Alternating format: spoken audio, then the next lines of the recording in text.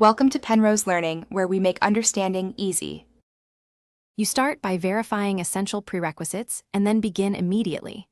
Check the project file version and required plugins so you avoid compatibility errors.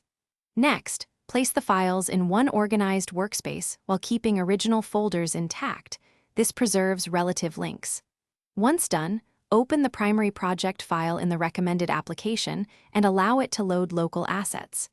As you watch the load process, note missing plugin messages and unresolved paths so you can address them in the next step. You now focus on the complex middle work where most projects stall. First, relink missing assets like textures, libraries, modules, and fonts.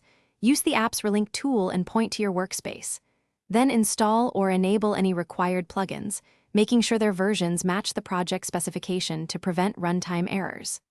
After that, adjust paths, environment variables, and output presets so rendering and exports target the intended folders. Once these steps are complete, run a quick project validation or preview to confirm everything resolves.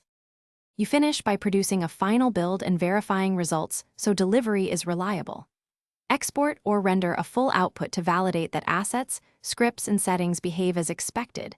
Inspect logs for warnings or fatal errors.